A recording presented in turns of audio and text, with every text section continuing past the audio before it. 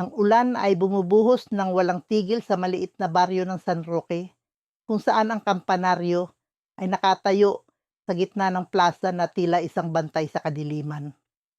Ang kampanaryo ay may edad na higit isang siglo, ang kahoy nitong hagdanan ay basag-basag na at ang mga dingding ay binabalutan na ng lumot.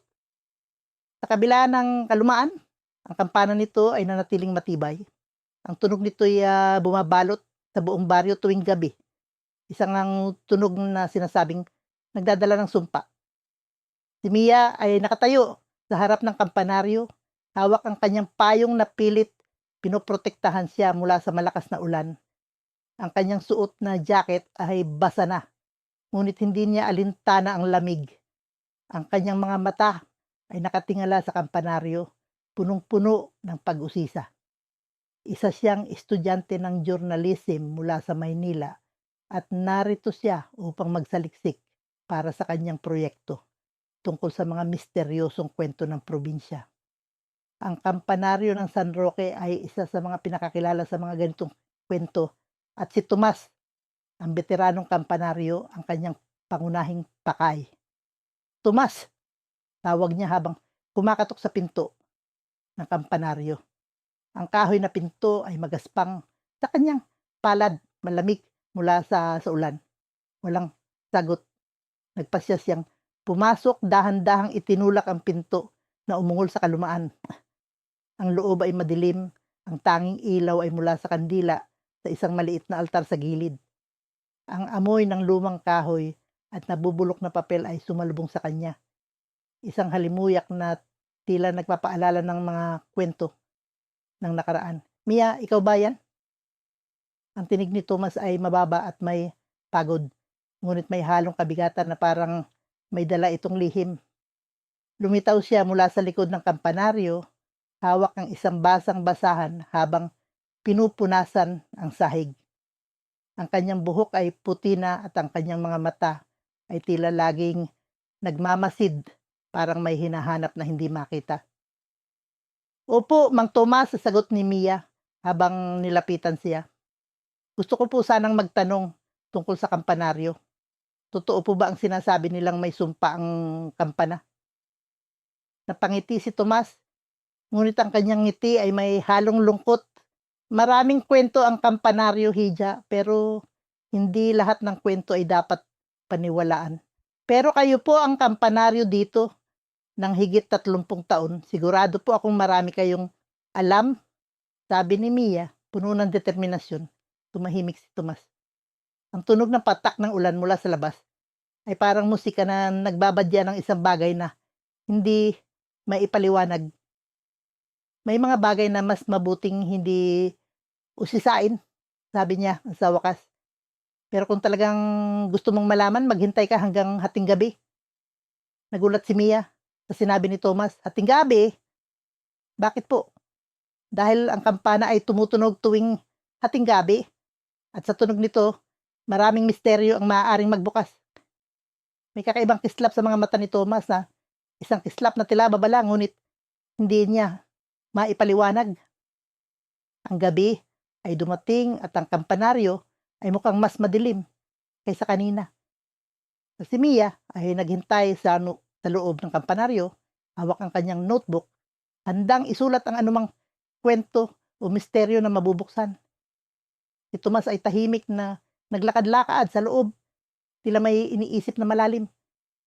Ang tunog ng ulan sa labas ay nagbigay ng ritmo na parang orasan, habang ang kampanaryo ay tila nababalutan ng kakaibang enerhiya. Malapit na ang oras, sabi ni Thomas. Ang kanyang tinig ay nagkaroon ng kakaibang bigat, parang ang bawat salita ay may dalang responsibilidad. Tumayo siya sa tabi ng lubid na nakakabit sa kampana. Ang kanyang mga kamay ay nanginginig habang hawak ito. Sigurado po ba kayo dito, Mang Tomas? Tanong ni Mia, may halong kaba sa kanyang tinig. Hindi mo kailanman malalaman ang kasagutan kung hindi mo haharapin ang tanong, sagot ni Thomas.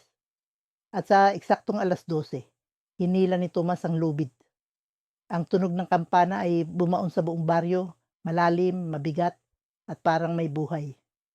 Ang tunog ay tila umabot sa kaibuturan ni Mia na parang may humihila sa kanyang kaluluwa. Napatingin siya kay Tomas ngunit ang kampanaryo ay biglang nagmistulang walang tao maliban sa kanya. "Tomas," tawag niya ngunit walang sagot.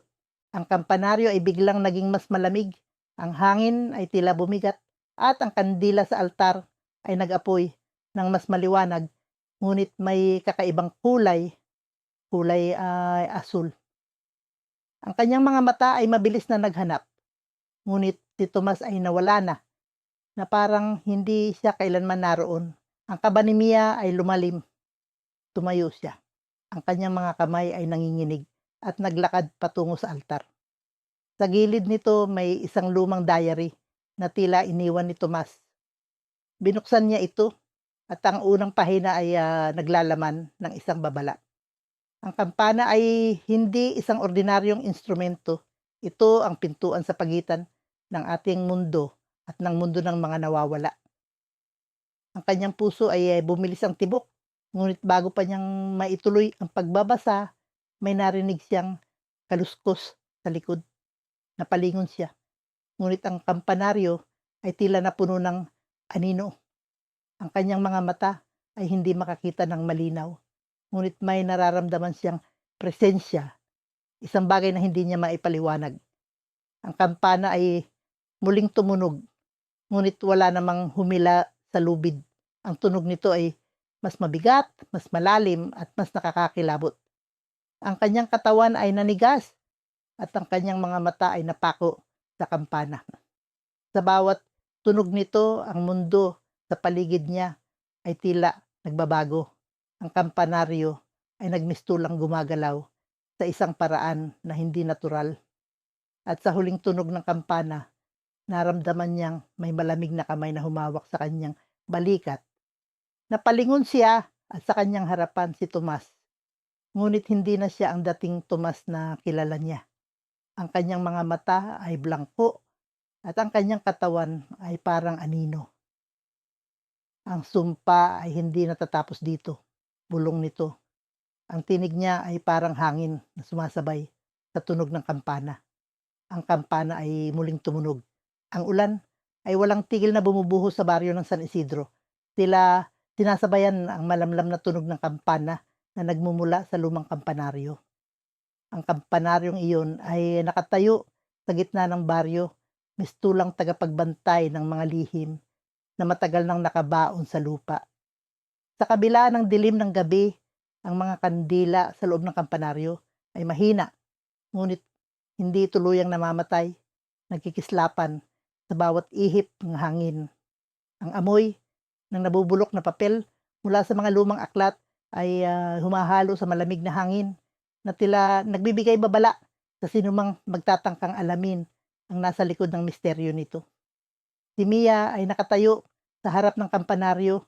Ang kanyang payong ay halos hindi na makayanan ang lakas ng ulan.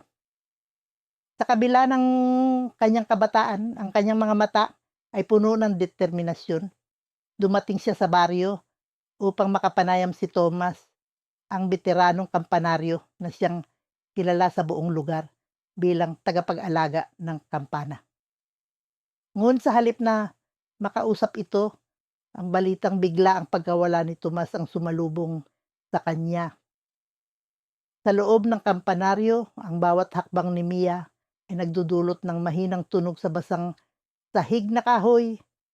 Ang mga dingding ay pinapalamutian ng mga lumang larawan at mga pahina ng kasaysayan, ngunit ang kanyang mata ay nahulog sa isang mesa sa sulok.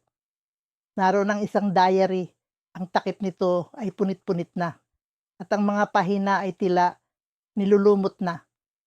Sa sandaling binuksan niya ito, ang kanyang mga daliri ay dumaan sa magaspang na papel at ang mga sulat kamay ni Tomas ay bumungad sa kanya. Ang kampana, hindi ito pangkaraniwan.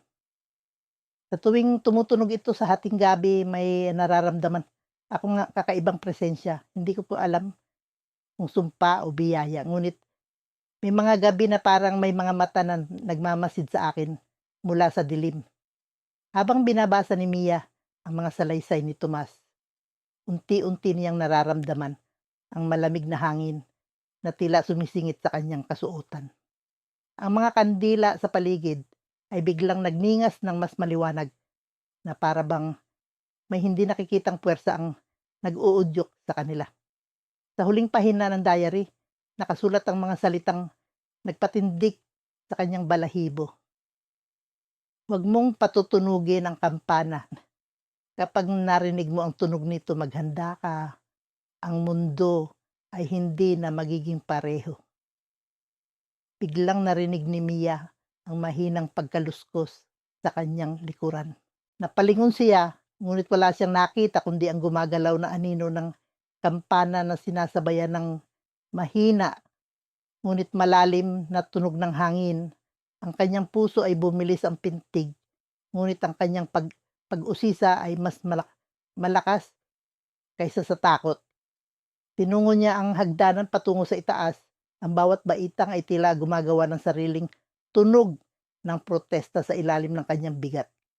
Nang marating niya ang pinakamataas na bahagi ng kampanaryo, ang kampana ay naroon, malaki, mabigat, at tila puno ng kwento. Ang mga ukit sa paligid nito ay kakaiba, mga simbolo na hindi niya maunawaan, ngunit nagdudulot ng kakaibang bigat sa kanyang dibdib. Biglang umihip ang hangin ng mas malakas at ang kampana ay gumalaw ng bahagya. Hindi niya alam kung siya ba ang nagpatunog nito o ang hangin, ngunit ang tunog ay umalingaw-ngaw sa buong kampanaryo, malalim, mabigat, at nakakatakot. Sa sandaling iyon, ang kandila sa paligid ay biglang namatay at ang dilim ay pumasok sa bawat sulok ng lugar. Sa gitna ng kadiliman, naramdaman ni Mia ang malamig na dampi sa kanyang balikat, parang kamay. Napalingon siya at sa likuran niya ay ang hugis ng isang tao. Maputla at may mga mata na tila puno ng lungkot. Si Tomas. Ngunit bago pa siya makapagsalita, naramdaman niya ang kakaibang paggalaw sa sahig. Ang kampana ay muling tumunog, mas malakas, at ang paligid ay tila umiikot. Ang amoy ng nabubulok na kahoy, ang malamig na hangin, ang tunog ng kampana, lahat ay nagsama-sama at ang mundo ay tila nagbago. Ang huling narinig niya ay ang bulong ni Tomas, "Huwag kang lalapit." Ang ulan na ana-anan ay bumuhos ng walang tigil sa maliit na baryo ng San Mateo, tila hinuhugasan ang mga kasalanan ng lupa. Sa gitna ng dilim ng gabi, ang lumang kampanaryo ay nakatayo, tila isang bantay na pagod na sa mga lihimin na kanyang pinangangalagaan. Ang mga ilaw sa kalsada ay kumukurap, ang hangin ay malamig na parang yakap ng isang patay. Si Mia, isang 22 taong estudyante ng journalism, ay nakatayo sa harap ng kampanaryo, hawak ang payong na halos hindi na makasupil sa buhos ng ulan. "Sigurado ka bang nandito si Mang Tomas?" Tanong niya sa matandang babae na nagbukas ng pinto ng kampanaryo kanina. Ang matanda ay tumingin sa kanya na parang nag-aalangan, ngunit tumango. Nasa itaas siya. "Pero mag-ingat ka, Hija. Hindi lahat ng kuwento ay dapat sinusundan." Hindi pinansin ni Mia ang babala. Ang kanyang puso ay puno ng pag-usisa, kahit na ang malamig na hangin ay tila bumabalot sa kanya ng takot. Binuksan niya ang mabigat na pinto ng kampanaryo at pumasok. Ang loob ay madilim. Ang amoy ng lumang kahoy at nabubulok na papel ay sumalubong sa kanya. Sa kanyang mga mata, ang bawat sulok ng kampanaryo ay parang may mga anino na gumagalaw. Narinig niya ang mabigat na yapak sa itaas. Si Tomas, ang veteranong kampanaryo, ay naroon. Sa edad na 50, ang kanyang balikat ay tila may pasa na bigat ng mundo. Tahimik siyang nagtatrabaho, walang imik, ngunit ang kanyang presensya ay parang may bumabalot na misteryo. Umakyat si Mia sa makitid na hagdan. Ang mga kahoy na baitang ay lumalangit-ngit sa bawat hakbang. Sa wakas, narating niya ang itaas. "Mang Tomas!" tawag niya. Ngunit hindi lumingon. ang matanda. Abala ito sa pag-aayos ng kampana. Ang mga kamay ay maingat na humahaplos sa lumang bakal. Sa tabi niya, may isang maliit na lamesa na puno ng mga papel at isang diary na mukhang sinauna. Anong ginagawa mo dito? Tanong ni Thomas. Ang boses ay mababa at malalim, parang tunog ng kampana mismo.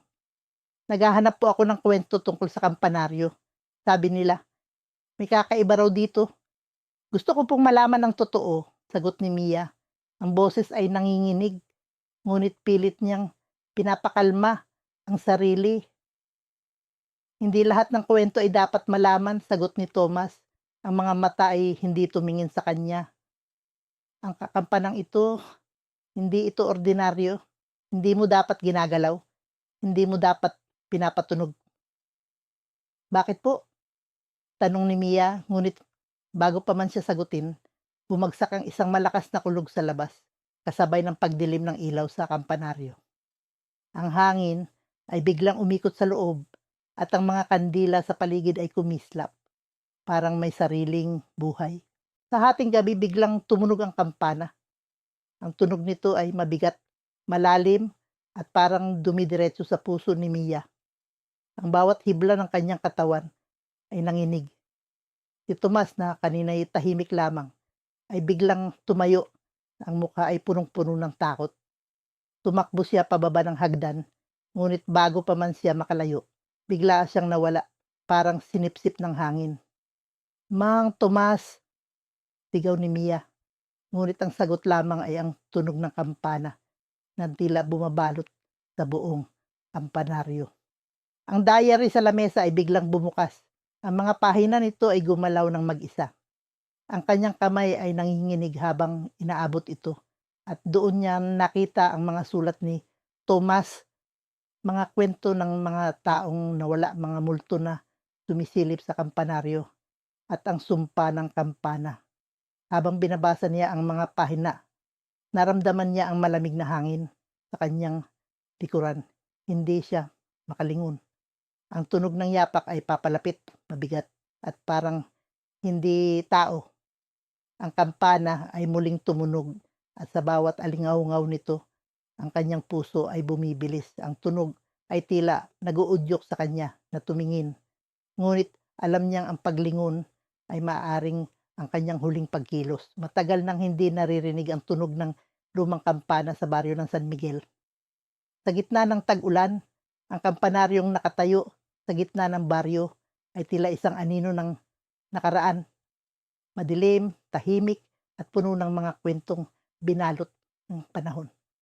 Ngunit ngayong gabi na sa ilalim ng maitim na ulap at pagbuhos ng ulan, may isang estrangherong dumating. Si Mia, isang dalagang may dalang kamera at notebook, ay naglalakad sa makitin na daan papunta sa kampanaryo. Sa kabila ng lamig ng hangin at bigat ng ulan, hindi niya mapigilang madama ang kakaibang init ng pag-usisa. Alam niyang may kwento ang kampanaryong ito, isang kwentong magdadala sa kanya sa katanyagan bilang manunulat. Pagpasok niya sa lumang gusali, tumalubong sa kanya ang amoy ng nabubulok na kahoy at basang papel. Ang bawat yapak niya sa sahig ay may kasamang tunog ng kahoy na tila umaangal. Sa harap niya, isang matandang lalaki ang nakatayo sa tabi ng kampana. Si Tomas, ang veteranong kampanaryo, ay tahimik na nakatingin sa kanya. Ang mukha nito ay puno ng mga linya ng panahon, ngunit ang mga mata ay tila may tinatagong bigat. Ikaw ba si Tomas? Tanong ni Mia. Pilit nilalabanan ang panginginig ng kanyang boses. Tumango lamang si Tomas. Hindi ito nagsalita, ngunit itinuro nito ang isang lumang upuan malapit sa bintana. Naupo si Mia, inilabas ang kanyang notebook at nagsimula siyang magtanong-tanong tungkol sa kasaysayan ng kampanaryo. Ngunit sa bawat tanong, tila napapansin niyang lumalabo ang tingin ni Thomas na parang may iniisip itong malalim at mabigat. Hindi na tumutunog ang kampanang ito, hindi ba? Tanong ni Mia. Biglang tumingin si Tomas sa kanya, seryoso at may kakaibang ningning sa mga mata. Hindi mo gugustuhing marinig ang tunog nito, tugon nito sa mababang boses. Bago pa makapagtanong ulit si Mia, tumayo si Tomas. Magpahinga ka na muna, sabi nito sabay lakad papunta sa hagdan ng kampanaryo. Naiwan si Mia sa ibaba nagugulumihanan, ngunit mas lalong naudyok ang kanyang kuryosidad. Paglingon niya, napansin niya ang isang lumang diary sa ibabaw ng isang mesa. Halos magkalasog-lasog na ang takip nito, ngunit malinaw ang pangalan sa harapan. Narcisara Mananayakan Tomas del Rosario. Sa kanyang pagdampot sa diary, naramdaman niya ang lamig ng bawat pahina, parang may dalang bigat ng nakalipas. Sa mga unang pahina, tila simpleng talaan lamang ng mga araw ni Tomas bilang kampanaryo, oras ng misa, mga pangalan ng paring dumadalaw. Ngunit habang binabasa niya ang mga susunod na pahina, nag-iba ang tono ng mga sulat. May mga kwento tungkol sa mga kakaibang tunog sa gabi, mga aninong gumagalaw sa loob ng kampanaryo, at isang sumpang bumabalot sa kampana. Ang sinumang magpapatunog ng kampana ay hindi na muling makikita ng sinuman, nakasulat sa isang pahina.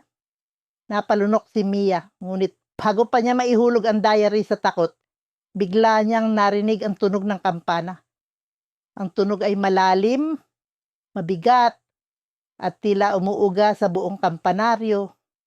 Tumayo ang balahibo ni Mia. Agad siyang tumakbo palabas ng silid papunta sa hagdan. Ngunit sa pag-akyat niya, natigil siya sa kanyang nakita. Walang Tomas sa itaas. Ang kampana ay gumagalaw mag-isa, tila may sariling buhay. Ang hangin sa paligid ay lumamig ng husto at ang bawat tunog ng kampana ay parang tumatagos sa kanyang kaluluwa. Tomas, sigaw niya.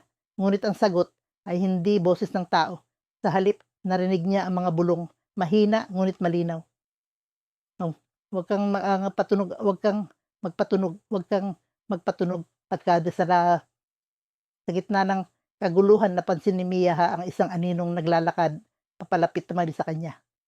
Malabo ito, ngunit pamilyar. Tomas, tanong niya na nanginginig, ngunit hindi ito sumagot.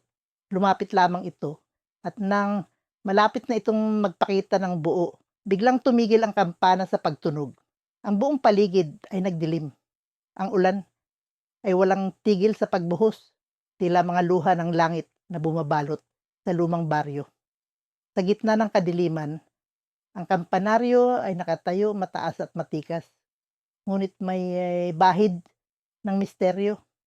Ang kahoy nitong pintuan ay puno ng peklat ng panahon, at ang mga batong pundasyon ay basag-basag na, parang mga lihim na pilit itinatago. Si Mia, isang batang manunulat na naghahanap ng kwento, ay nakatayo sa harap ng kampanaryo. Ang kanyang jacket ay basa na sa ulan, ngunit hindi niya alintana ang lamig. Ang kanyang mga mata ay puno ng pag-usisa habang tinititigan niya ang kampanaryo, na tila may buhay ang bawat anino sa likod ng mga bintana nito. Sa kanyang kamay ay ang notebook na puno ng mga tanong tungkol sa lugar na ito. Mga tanong na balak niyang sagutin sa gabing iyon. Sa loob, si Tomas, ang veteranong kampanaryo, ay tahimik na nakaupo malapit sa kampana. Ang kanyang mga mata ay malalim, tila may mga kwentong nais iparating, ngunit hindi mabigas. Sa edad na 50 taon, ang kanyang mga kilos ay mabagal ngunit tumpak, parang isang tao na sanay na sa ritual ng bawat tunog ng kampana. Sa tuwing tumutunog ito, ang buong baryo ay tila humihinto, ang mga tao ay nagkukulong sa kanilang mga bahay, at ang hangin ay bumibigat, parang may bumabalot na hindi maipaliwanag na takot. Ikaw si Mia, tama? Tanong ni Thomas nang pumasok ang dalaga sa kampanaryo. Ang kanyang tinig ay mababa, parang bulong ng hangin sa gabi. Tumango si Mia, ngunit hindi maiwasang mapansin ang kakaibang aura ng lalaki. Hindi ito ang karaniwang kampanaryo na kanyang inaasahan. May kung anong bumabalot kay Tomas na tila hindi makamundo. Maraming kwento tungkol sa kampanaryong ito. Sabi ni Mia, sinusubukan basagin ang katahimikan. Sabi nila kahit may sumpa ang kampana. Napangiti si Tomas, ngunit ang kanyang ngiti ay may halong lungkot. Hindi lahat ng kwento ay dapat paniwalaan, sagot niya. Ngunit sa likod ng kanyang mga salita, may bahid ng katotohanan na hindi maikakaila. Nang sumapit ang hating gabi, tumayo si Tomas. Ang kanyang mga kilos ay tila bahagi ng isang ritual na paulit-ulit na niyang ginawa sa loob ng maraming taon. Hinawakan niya ang tali ng kampana at ang kanyang mga mata ay tumingin sa kawalan. Kapag tumunog ang kampana sa oras na ito, may mga bagay na nagbabago. Pulong niya na parang hindi para kay Mia kundi para sa sarili niya. Tumunog ang kampana. Ang tunog nito ay malalim, mabigat at umaalingaw sa buong baryo. Sa bawat pag-ugong ng kampana, ang hangin ay tila nabalot ng malamig na presensya. Si Mia ay napatingin kay Thomas, ngunit nang bumalik ang kanyang tingin, wala na ang kampanaryo. Ang lugar ay nagmistulang ibang mundo, padilim, puno ng anino, at ang kampana ay tila lumulutang sa kawalan. Tomas, tawag ni Mia, ngunit ang kanyang tinig ay parang nalunod sa espasyo. Biglang may naramdaman siyang malamig sa kanyang likod. Isang presensya na hindi niya maipaliwanag. Paglingon niya, isang figura ang nakatayo. Si Tomas. Ngunit ang kanyang mga mata ay wala ng buhay. Parang nawala na siya sa mundong kilala. Bakit ka narito? Tanungan ng figura. Ang tinig nito ay may halong galit at lungkot. Hindi mo dapat ginising ang kampana. Si Mia ay napaatras, ngunit ang kanyang likod ay tumama sa isang malamig na pader na hindi niya alam kung saan nanggaling. Ang kampana ay muling tumunog at sa bawat tunog nito ang mundo ay parang gumuguho.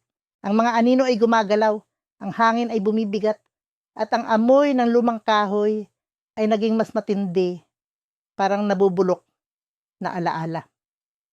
Sa kanyang kamay, napansin ni Mia ang isang diary na hindi niya alam kung paano napunta sa kanya. Binuksan niya ito at ang mga pahina ay puno ng sulat kamay ni Thomas. Mga kwento tungkol sa kampana, tungkol sa sumpa, at tungkol sa mga kaluluwang nakakulong dito. Ngunit bago pa niya maunawaan ang lahat, muling tumunog ang kampana at ang figura ni Tomas ay unti-unting nawala, parang usok na hinipan ng hangin. Ang kampana ay muling tumunog, mas malakas kaysa dati. At sa tunog na iyon, naramdaman ni Mia ang malamig na hangin na bumalot sa kanya, parang inakit siya papunta sa kawalan. Hindi niya namalayan, ngunit ang kanyang mga paa ay gumagalaw papalapit sa kampana. Sa kanyang likod, ang mga anino ay nagtipon, parang mga mata na nakatingin sa kanya. Ang tunog ng kampana ang bumalot sa lahat. Isang tunog na hindi na niya maririnig muli sa parehong paraan. Ang malamig na hangin ng tag-ulan ay nagdadala ng kakaibang kilabot sa baryo ng San Isidro. Sa gitna ng dilim, ang kampanaryo ay tila isang bantayog ng misteryo. Ang mga lumang kahoy nito ay basag-basag, ang mga batong dingding ay puno ng lumot, at ang tuktok nito ay nilulukuban ng mga uwak. Sa bawat pagpatak ng ulan, ang sahig ng kampanaryo ay nagiging madulas, ngunit ang amoy ng nabubulok na papel at lumang kahoy ay nananatiling nakabibighani. Si Mia, isang estudyanteng may matinding pagnanasa sa mga kwento ng kababalaghan, ay dumating sa baryo kaninang hapon. Ang kanyang buhok ay basa pa mula sa ulan, at ang kanyang mga mata ay puno ng pag-usisa. Ang kanyang pakay ay makausap si Tomas, ang veteranong kampanaryo na kilala sa baryo bilang tagapag-ingat ng kampana. Isang kampanang sinasabing may kakaibang kapangyarihan. Nakita ni Mia si Thomas sa isang maliit na kubo malapit sa kampanaryo. Matanda na siya. May mga guhit na ng panahon ang kanyang mukha, ngunit ang kanyang mga mata ay tila puno ng sikreto. Tahimik siyang nakaupo sa harap ng isang lumang mesa Ang kanyang mga kamay ay naglalaro sa isang piraso ng papel. Gino Tomas, ako po si Mia. Estudyante po ako mula Maynila. Nais ko po sanang malaman ang kwento ng kampanang ito, sabi ni Mia. Pilit na tinatago ang kaba sa kanyang boses. Tumingin si Tomas sa kanya, ang kanyang mga mata ay tila tumatagos sa kaluluwa ni Mia. Hindi lahat ng kwento ay dapat mong malaman, Hija. Sagot niya, mabagal, ngunit puno ng babala. Ngunit hindi nagpaawat na si Mia. Kung sakaling may sumpa nga ang kampana, hindi ba mas mabuting malaman ng lahat upang maiwasan ang peligro? Tumayo si Tomas. Ang kanyang likod ay bahagyang nakukuba sa bigat ng kanyang edad. Ating gabi na at dapat kang umalis bago tumunog ang kampana. Naguluhan si Mia sa sinabi ng matanda, ngunit hindi niya ito pinansin. Sa halip nagpasya siyang manatili sa baryo upang obserbahan ang kampanaryo. Pagdating 12:00, ang kampana ay tumunog. Isang malalim, mabigat na tunog na tila bumalot sa buong baryo. Ang bawat hampas ng kampana ay nagbigay ng malamig na kilabot sa likod ni Mia na nooy nasa labas na nangaran ng kampanaryo. Sa bawat tunog ang hangin ay tila bumibigat at ang mga uwak sa tuktok ng kampanaryo ay lumipad, nagkalad sa madilim na langit. Kinabukasan, nagising si Mia sa isang hindi mapakaling baryo. Ang mga tao ay nagkakumpulan sa harap ng kampanaryo. Ang kanilang mga bulong ay puno ng takot. Si Tomas ay biglaang nawala. Ang huling beses na nakita siya ay noong gabi nang tumunog ang kampana. Habang nag-iimbestiga, natagpuan ni Mia ang isang lumang diary sa kubo ni Tomas. Ang mga pahina nito'y halos madurog na, ngunit sapat pa upang mabasa. Sa loob ng diary, nakasulat ang mga kwento ng kampanaryo, kung paano ang kampana ay tila may sumpa, kung paano ito nagdadala ng mga kaluluwa sa isang lugar na hindi maipaliwanag. Ang bawat tunog ng kampana, ayon kay Thomas, ay isang tawag sa mga multo na nakakulong sa kampanaryo. Sa kabila ng takot, nagpasya si Mia na pumunta sa loob ng kampanaryo. Ang loob nito'y madilim. Ang mga kandila sa altar ay gumagalaw na tila may sariling buhay. Ang sahig ay malamig at basa at ang hangin ay puno ng bulong. Mga bulong na tila nanggagaling sa mga dingding. Habang ini-inspeksyon niya ang kampana, narinig niya ang isang tunog. Isang mabigat, malalim na tunog na nagmula sa kampana mismo kahit wala namang gumagalaw dito. Tumayo ang balahibo ni Mia, ngunit hindi siya umatras. Sa halip, lumapit siya sa kampana. Ang kanyang mga kamay ay nanginginig habang hinahaplos ang malamig nitong bakal. Biglang naramdaman niya ang isang presensya sa likod niya. Isang malamig, hindi maipaliwanag na presensya. Paglingon niya, nakita niya si Tomas. Ngunit ang kanyang mukha ay hindi na tulad ng dati. Ito'y maputla, ang kanyang mga mata ay puno ng takot. Sa isang iglap, nawala siya na tila usok na hinigop ng hangin. Ang kampana ay muling tumunog, mas malakas, mas mabigat. Ang paligid ni Mia ay nag-iba. Ang mga dingding ng kampanaryo ay tila gumalaw. Ang sahig ay nagkaroon ng bitak at ang hangin ay naging mas malamig. Halos hindi na niya kayang huminga. Sa kanyang harapan, lumitaw ang isang pinto na tila nag-aanyaya sa kanya na pumasok. Malamig ang hangin nang dumating si Mia sa baryo ng San Felipe. Ang ulan ay tumitila pa lamang, ngunit ang makulimlim na kalangitan ay tila nagbabanta ng muling pagbuhos. Ang kampanaryo sa gitna ng baryo, ang una niyang napansin, patayog, lumang-luma at tila may sariling buhay. Ang kahoy nitong pintuan ay may mga bakas ng panahon at ang mga bintana ay tila naniniktik sa sinumang dumadaan. Si Tomas, ang veteranong kampanaryo, ay kilala sa baryo bilang tahimik ngunit maaasahan. Sa edad na 50, siya na lamang ang natitirang tagapag-ingat ng kampanaryo. Isang trabaho na minana pa niya sa kanyang ama. Ngunit may mga bulong sa baryo. mga kwento ng kakaibang tunog na nagmumula sa kampana tuwing hating gabi, mga kwento ng multo at ng mga taong bigla na lamang nawawala. Nasa harap na ng kampanaryo si Mia, basang-basa ang sapatos sa putik. Isa siyang estudyante sa kursong journalism na naghahanap ng kuwento para sa kanyang thesis. Ang kampanaryo na puno ng misteryo ang naging sentro ng kanyang interes nang kumatok siya. Bumukas ang pinto na tila inanyayahan siya ng kampanaryo mismo. "Tomas," tawag niya, ang boses ay nanginginig sa lamig. Lumabas ang matandang lalaki mula sa anino ng loob. Ang kanyang mga mata ay matalim, ngunit na may halong lungkot. "Anong kailangan mo?" tanong ni Thomas. Malalim ang boses na parang tumutugma sa bigat ng kampana sa itaas. "Gusto ko pong magtanong tungkol sa kampanaryo." "Sa kampana," sagot ni Mia, pilit na nilalabanan ng kaba. Hindi sumagot si Tomas agad. Sa halip tumingin siya sa kampana sa itaas na tila may hinahanap.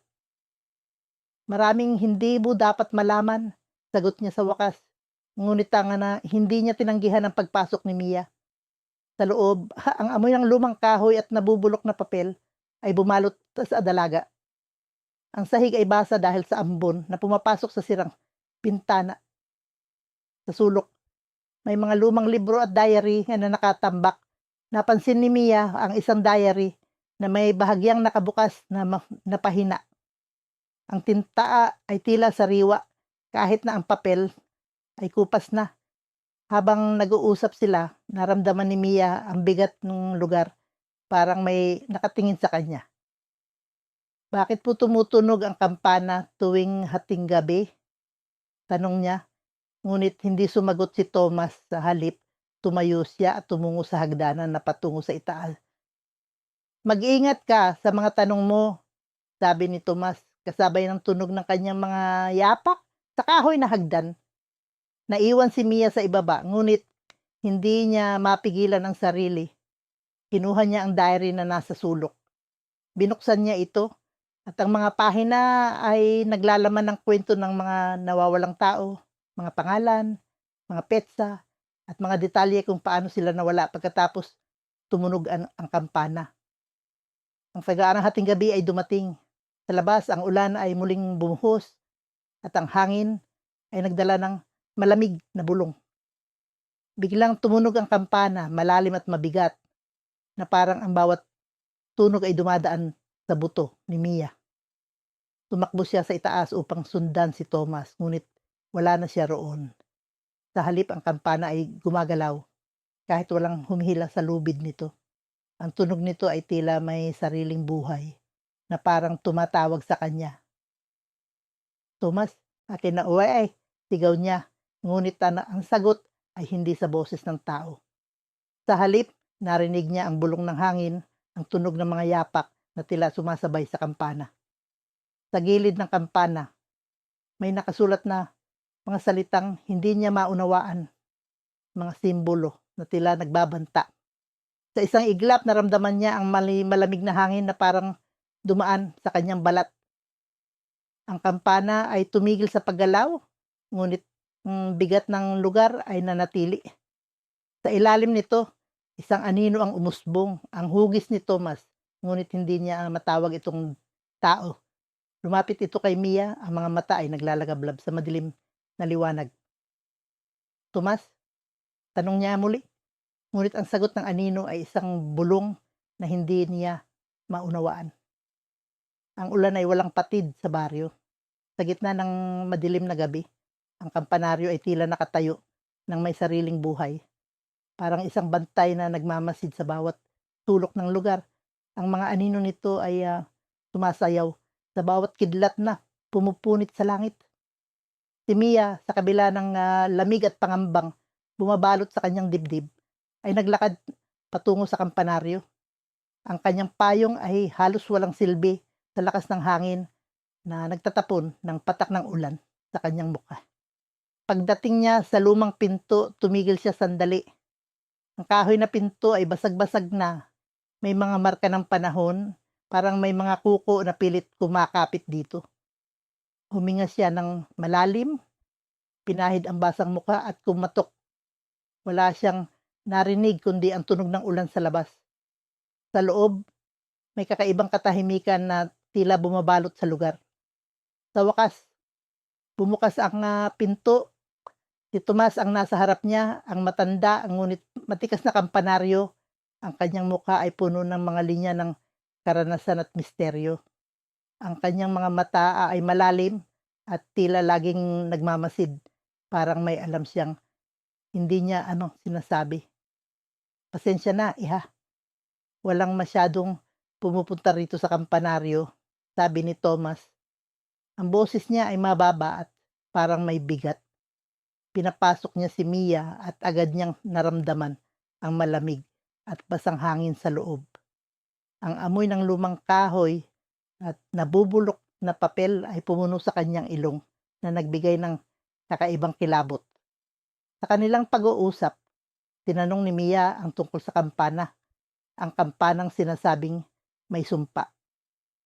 Si Tomas ay ngumiti ng bahagya, ngunit hindi nagbigay ng tiyak na sagot.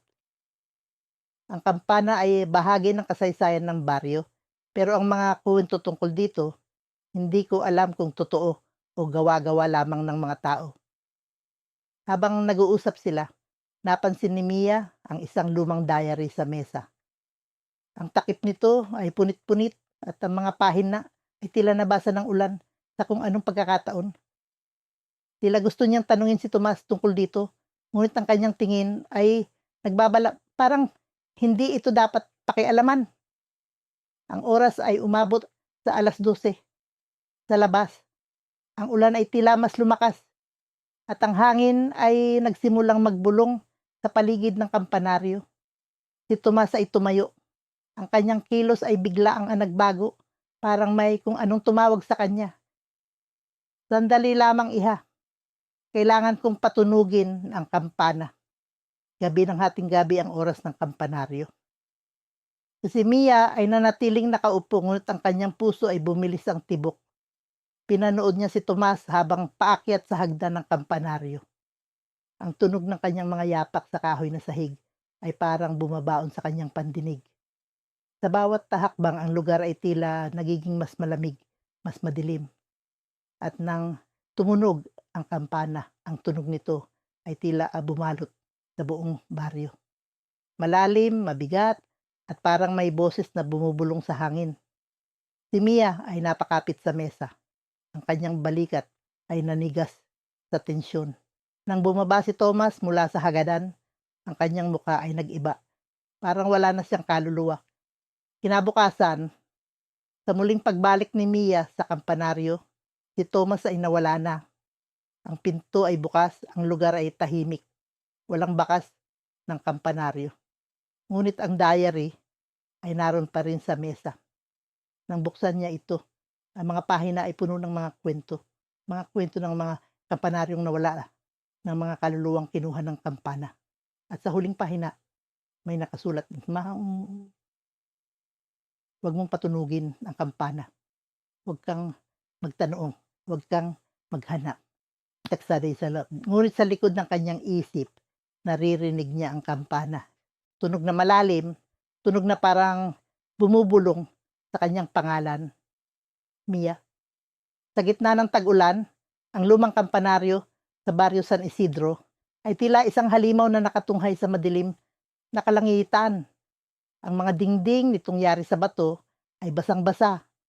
Ang mga bitak nito ay parang mga sugat na iniwan ng panahon.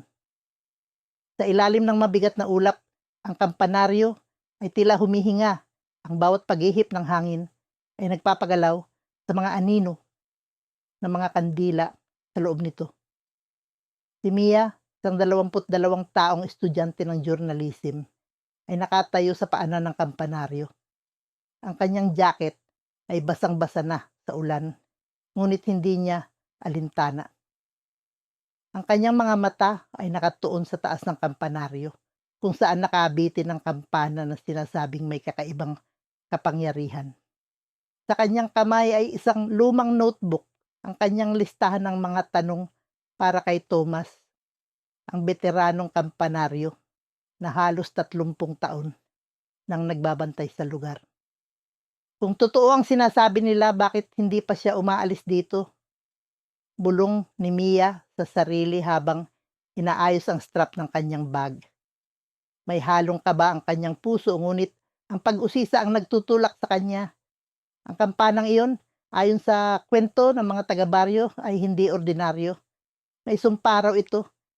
Sinumang magpatunog nito sa hating gabi ay mawawala ng walang bakas. Sa wakas, bumukas ang pinto ng kampanaryo. May lumabas si Tomas. Matangkad siya, payat, at may maputing buhok na tila pilak sa dilim. Ang kanyang mukha ay punong-puno. Ang linya, bawat isa ay tila kwento ng kanyang nakaraan.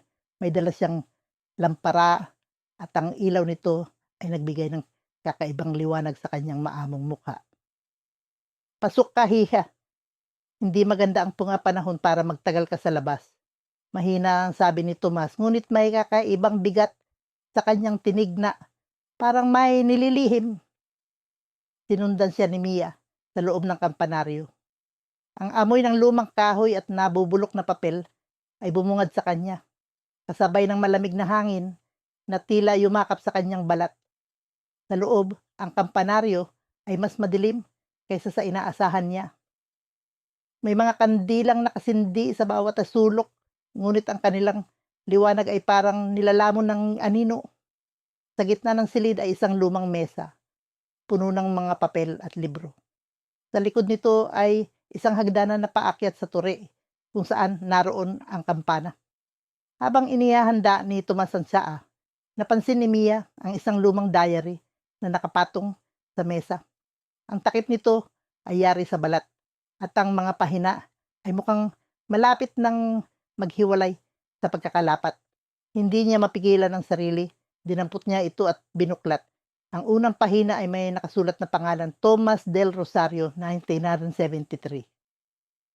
Ngunit ang sumunod na mga pahina ay hindi ordinaryo. May mga guhit ng kampana, mga simbolo at mga nakakatakot na kwento. Isang entry ang tumatak sa kanya. Hating gabi, tumunog muli ang kampana, ngunit hindi ko ito pinatunog. Ang hangin ay nagdala ng tunog nito at sa bawat pagkalimbang, naririnig ko ang bulong ng mga kaluluwa. Hindi ko alam kung hanggang kailan ko kakayanin ito. Mia, anong ginagawa mo? Tanong ni Tomas mula sa likuran. Agad na ibinaba ni Mia ang diary, ngunit huli na. Ang mukha ni Tomas ay nagbago. Mula sa pagiging maamo, ito'y naging puno ng takot. Hindi mo dapat binasa yan, sabi ni Tomas halos pabulong. Ang kampana, may sumpa ito, hindi mo dapat lapitan. Bago pa makapagsalita si Mia, isang malakas na hangin ang biglang pumasok sa kampanaryo. Ang mga kandila ay halos mamatay sa lakas ng ihip. Nang tiningnan ni Mia ang hagdanan, narinig niya ang malalim na tunog ng kampana. Isang tunog na tila nagmumula sa ilalim ng lupa. Tomas, sino ang nagpatunog nun? Tanong ni Mia, nanginginig. Ngunit si Tomas ay nakatingin lamang sa kampana. Ang kanyang mga mata ay puno ng takot. Hindi ko alam, pero bakit? Pero hindi ito maganda. Sa bawat pagkalimbang ng kampana, naramdaman ni Mia ang bigat sa kanyang dibdib. Ang hangin ay tila bumibigat at ang kampanaryo ay tila gumagalaw. Ang tunog ng kampana ay hindi ordinaryo. Ito'y parang bulong ng mga nawawalang kaluluwa. Tomas, ano ang nangyayari? Tanong ni Mia, ngunit hindi siya sinagot. Sa halip si Tomas ay tumayo at nagsimulang umakyat sa hagdanan, tila hinihigop ng tunog. Mia, huwag kang sasama. Ito lang ang iniwan niyang babala. Ang ulan ay patuloy na bumubuhos nang dumating si Mia sa baryo. Ang madilim na langit ay tila bumabalot sa buong lugar, habang ang kampanaryo sa gitna ng baryo ay nakatayo roon. Tahimik ngunit nakakapangilabot. Ang bawat hakbang niya sa basang lupa ay nagiiwan ng bakas, na para bang ang bawat kilos ay sinusundan ng kung anong hindi niya maipaliwanag. Tumigil siya sa harap ng kampanaryo, ang lumang istruktura na may mga pader na tila nagkukwento ng napakaraming taon ng kasaysayan. Si Tomas, ang veteranong kampanaryo, ay nakaupo sa isang lamesa sa gilid ng pinto. Ang anyo niya ay parang isang anino sa ilalim ng dilim gabi. Ang kanyang mga mata ay tila laging nakatingin sa kawalan na para bang may iniisip siyang hindi niya kayang sabihin. Nang makita niya si Mia, ang kanyang labi ay bahagyang gumalaw, ngunit walang tunog na lumabas. "Magandang gabi po, Mang Tomas," pati ni Mia. Pilit na ngumingiti upang mabawasan ang bigat ng tensyon na bumabalot sa paligid. "Ako po si Mia, estudyante mula sa Maynila. Nandito po ako para magtanong tungkol sa inyong kampanaryo. Sabi po kasi ng mga taga-baryo, marami raw kayong alam na kuwento tungkol dito." Tumango si Tomas, mabagal at may halong pag-iingat. "Maraming kuwento, ngunit hindi lahat ay nararapat marinig," sagot niya. Ang boses ay mababa at parang may bigat ng mga lihim na hindi niya kayang bitawan. Sa loob ng kampanaryo ay mas nakakapangilabot. Ang amoy ng lumang kahoy ay humahalo sa halimuyak ng nabubulok na papel at ang malamig na hangin ay dumadampi sa balat ni Mia. Ang mga kandila sa gilid ay gumagalaw ang liwanag na para bang may mga aninong sumasayaw sa bawat sulok. Si Tomas ay tumayo at unti-unting lumapit sa kampana, ang malaking kampana na nakasabit sa gitna ng kampanaryo. "Bakit po ito ang kampanang ginagamit ninyo?" tanong ni Mia. Ang boses niya ay bahagyang nanginginig.